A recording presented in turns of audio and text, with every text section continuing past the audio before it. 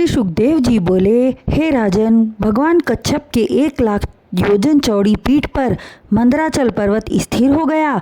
तत्पश्चात वासुकी नाग को बुलाकर लाने हेतु श्री नारायण ने देवताओं को कहा। देवताओं ने जाकर वासुकी नाग को भगवान के आदेश को कह सुनाया। तब वह बोला, हे देवगणों, मंदराचल पर्वत के चारों ओर लपेटने से मेरे तन को अत्यंत कष्ट होगा।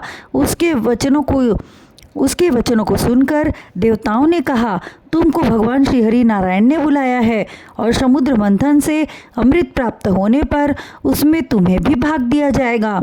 तब उसने नेति रस्सी बनना स्वीकार किया। मंथन कार्य आरंभ करने से पहले भगवान श्री हरि नारायण ने कहा, हे देवताओं एवं दैत्यों, सर्वप्रथम विघ्नेश्वर गणेश की पूजा करें, जिससे किसी प्रकार का विघ्न उत्पन्न न हो और तुम्हारी मनोकामना पूर्ण हो। उन्होंने वैसा ही किया। तत्पश्चात श्री हरि ने देवताओं को वासुकी नाग के सिर की तरफ और दैत्यों को पूंछ की तरफ पकड़कर समुद्र मंथन करने का आदेश दिया। किंतु अभिमानी एवं बलशाली असुरों ने कहा, वासुकी नाग के अशुद्ध अंग पूंछ को हम क्यों पकड़ें, हम सिर की तरफ रहेंगे। दैत्यों के इस प्रकार के वचनों को सुनकर भगवान श्री नारायण ने मंद मंद मुस्कुराते हुए देवताओं को पूंछ की तरफ पकड़ने का आदेश दिया।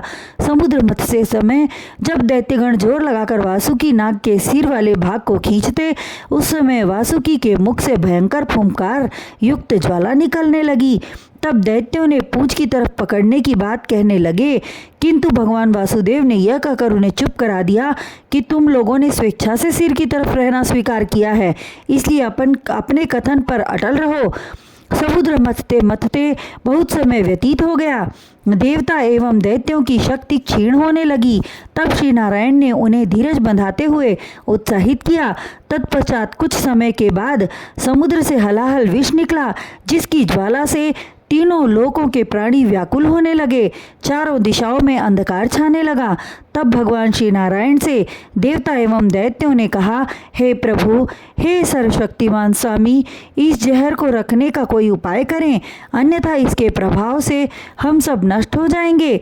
तब उन्होंने शिवजी की स्तुति करने का आदेश दिया और बोले कि इस कालकूट विष से केवल शिवजी ही बचा सकते हैं। तब देवता एवं दैत्यों ने मिलकर कैलाशी भगवान शंकर की स्तुति की। भगवान शंकर प्रकट हुए और कालकूट नामक विष के घड़े को हथेली से संभाल लिया और उनके कष्टों का निवारण करते हुए विषपान कर गए। अति तीक्ष्ण जहर होने से उनका कंठ नीला पड़ गया, जिस कारण उनके नाम में नीलकंठ नाम और जुड़ गया। विषपान करते समय जो थोड़ा सा विष नीचे पृथ्वी पर गिर गया, जिससे वक्ष आदि विषैले नागों की उत्पत्ति हुई।